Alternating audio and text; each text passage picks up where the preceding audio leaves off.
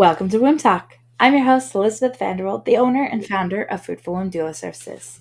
In Womb Talk, we like to go over different topics that are acceptable for all audiences. We're not medical professionals, and everything on this podcast is to educate you so that you can make better choices for your body. So don't forget to check us out on social media. We're on a lot of platforms. So let's start talking, shall we?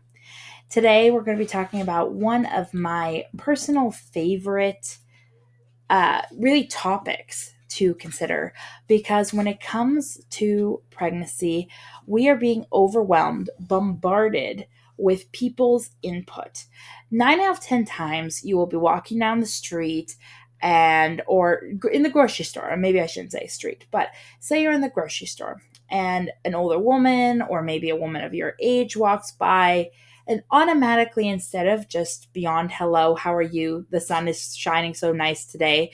You're being hit with, oh, are you going to have a C-section? Or, oh, did you circumcise your child? Or the outcry of wanting to give advice is so highly like attacked on you almost. So one, you could totally seek out that advice and take everyone's input in. But when you are being bombarded with other people's experiences, that can make and change some of your own judgments and viewpoints on how you see your birth. And I've spoken about this before, but on how you have internal fears regarding your birth can make a huge difference. So if you remember 6 different women telling you stories, and 4 of them told you that, oh yeah, I had to have a C-section because the baby was too big, or, oh, I was told I had to get induced because I went over by 5 days, or, oh, I tried to drink the red raspberry leaf tea, that didn't work, etc. Your viewpoints listen quickly to the negative topics. I mean, we have it on the day-to-day basis. If one person told you today that you look fat, everybody's beautiful comments would go right out the window because you are focusing on that negative belief. And when we are being bombarded with that constantly, our messaging is changing in our brain. So say in the very first 5 months of your pregnancy, you are not afraid of delivering. But now you're starting to show more, and you've had so many people bringing in all these negative things, or even just one person. It can change your outlook on your delivery, which is a big no. So how do we set boundaries into place that can better support yourself throughout your pregnancy and even in your birth? It all depends on the relationships around us, is number one, especially when you may have maybe overpowering parents, overbearing in-laws, whatever your statement is. There are going to be people that are even in your close, tight-knit circle that are going to try to really pressure you or give you their insight that will change your judgments on your birth. So how do we set these boundaries in place? I mean, boundaries conversation has gone on for what feels like, I would say, the past good 20, 30 years, but I've only been alive for 25 of them, so don't quote me. So the biggest thing is you're going to want to put those boundaries in place. And although if you're already in therapy or you've heard of therapies, you want to decide, how are you going to put those boundaries in place? So really it comes down to communicating clearly. I'm a very person that uses the I feel statement because it expresses your needs, but it also tells people what you're feeling. A big one for me is stating exactly what it is bothering me in the moment. So I'm going to just, when I'm doing these personas, I'm going to take it off like I'm pregnant right now. And I have a mother-in-law that is driving me batshit crazy. And, she wants to give me the advice on how her son came out really big. So that means your son is going to come out really big. So I'm going to state to her, it's like, I feel that your opinion on what happened with your birth is different than how it's going to go with my birth.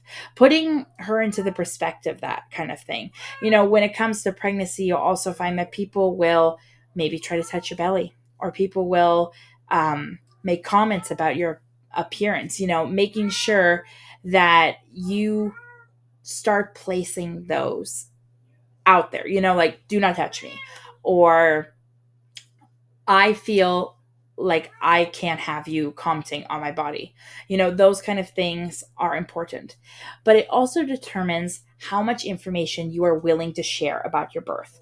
I've had so many people and other doulas speak about this lately, that the topic of when's the baby due has become less of a date. So instead of saying, oh yeah, the baby's due September 9th, you would say the baby's due in early to late September, or somewhere in a time span, so that instead of on September 9th you're having people go, is the baby here yet, or is the baby going to come soon, or are you in labor? Like, those questions can irritate you and make your birth experience not as friendly as it maybe should be. So you're really going to just want to be firm the whole time. That's why it depends on what kind of information you want to share. Like the birth, maybe you're not comfortable sharing the baby's sex until you're ready to announce it, or maybe not announce it at all. But I think honestly it comes down to you want to make it in a nice way, but also in a way that's very firm on telling them that, this ain't happening. Let's say, for instance, you are currently hearing some advice and, you can't take it. It's driving you nuts. You cannot take another piece of negative advice. So the best thing that you can always say, and this is something you could even write down on a cue card and just pull it out when you need to remember, or, eventually you'll say it so much you probably are going to have to state it anyway, is, I appreciate your advice. Always, you can thank them, and that way they feel better about themselves. But I'm feeling overwhelmed with all of the different options that I'm hearing. So could we just stick to the Now, I wrote this down actually as I'm thinking it, and I'm going to give you my mindset as I wrote that down, that, instead of saying, could we just stick to a few trusted sources like I wrote down, you're going to say something like, in a more confident sense, we are going to stick to our trusted sources. So that way you made the decision to, instead of listen to advice, you are going to be listening to, say, evidence-based birth. Or if you, like the American, what is that now? The American organization that they have. March of Dimes. Let's go with that one instead, because I'm remembering that one right now. Those kind of organizations could be your trusted sources, but don't tell them that. Like, just say that, we're going to stick to our few trusted sources. So that way, you're telling people you like the advice, but, just stop it. Because that's pretty much giving them the clearance that, you're going to hear their advice, but you're not going to be listening to it. And they already know that it would be a waste of breath. And hopefully most people have the wisdom to understand that statement. Let's talk about visitors. Visitors are a huge thing that people are often talking about. I'm in a lot of moms groups because I love to give out, advice when asked. And if, they want mine, I will put my 2 cents in. But the biggest thing is that people always want to come see the baby. But how many are actually coming to you to see you? The postpartum doula work, that's why we've become such a necessary component of most postpartum experiences, is because you need that person that's coming there to see you, to see, hey, did you shower today? Did you get food in? Like, you're taking care of a baby, but somebody needs to take care of you. But that's a tangent for a whole nother day. My main goal is just to tell you that you can simply say, I'm going to be resting a lot during the postpartum period. So I'm going to limit visitors to immediate family for the first few weeks only. And you can expand on that if you would like, and just say that we're going to not have visitors for the first month of baby's life. And some people might be offended by this, and you're going to have to accept that that is sometimes people's own feelings. But don't let it project onto you, and focus just on how you feel. If you don't feel comfortable with it, then you don't. And, you could even put in there, if they had to continue the conversation afterwards, that, you will see how you feel in the moment. Because, maybe a month is not going to be long enough for you.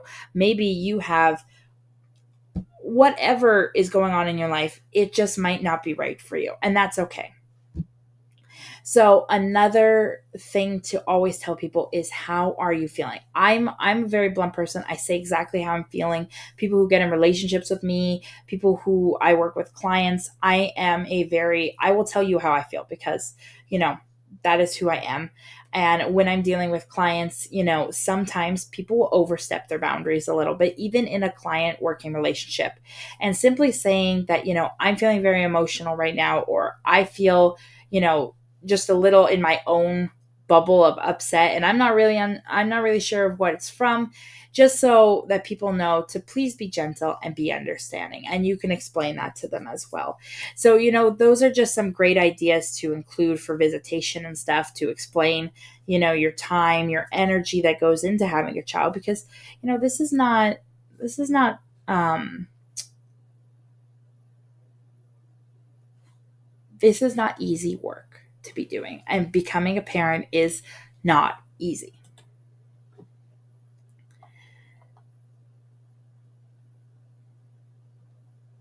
So,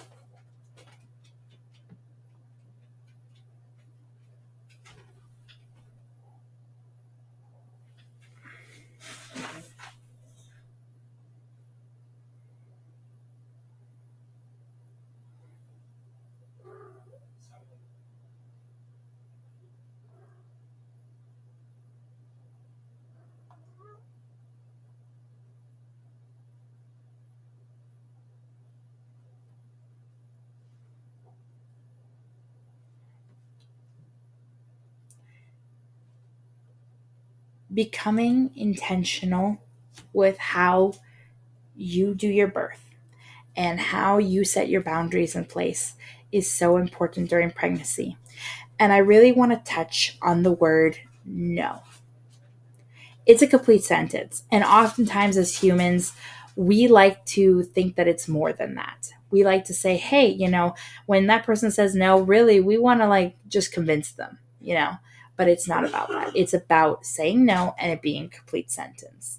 So, for instance, you're having, even, and this goes beyond just family and friends, this goes into how you deal with maybe your medical care providers or people that are on your birth team. You are allowed to deny things, you are allowed to say no, you are allowed to set your own boundaries in place for your body. Just because they assume the position of more knowledge and have studied into certain things doesn't mean it's an automatic yes to everything they want. You can also do your own research. You can also believe in the fact that you know your body better than anyone else. Regardless of anyone else's training, your body is different, because we are all different. So I really wanted to touch into that no being a complete sentence, because we often think, we must have as many examinations, cervix examinations, during labor that the doctor or the medical team or your birth team would like in place. Whereas really, you are allowed to say no, and we have to listen. Because, not me in that person, but I'm just saying they have to listen. They have to respect your wishes. And if they aren't, then you are sitting for very big grounds of medical malpractice. Because when somebody says no, you have that right, is what I'm trying to get at. So, a really big detail about, even with these boundaries with our family and friends, is saying no. Maybe you are due after Christmas, New Year's or something, and you've been invited to so many parties, and you're only going to be able to go to one. You can simply just say no. Tell them, no, I can't. Baby's going to be coming anytime soon, and I just need all the days that I can rest. Or, no, we're trying to experience our last Christmas together, just one on one, me and partner. So, really focus on using your words. Sometimes it helps practicing these scenarios out, and honestly just trusting in the fact that you know what's best for you, because you do know what's best for you. So hopefully this video gave you some insight a little bit into boundaries and how to set them in place for your pregnancy experience, your postpartum experience. I try to keep the ones that are just me a little bit shorter on a topic because I'm just here to give some quick facts. And I'm the type of person, I get bored of listening to someone ramble for hours on end. But I love to give this information to people, and blogs are just not cutting it the way they used to. So I truly hope that this helped you somewhat and that you practice it. I'm giving you an action step. Do it right now. Even if you're just in your fertility stage, maybe if you're in your menopause stage, wherever you are at in your life, get to the point where you are using your words and being confident and trusting that you know what's best for you.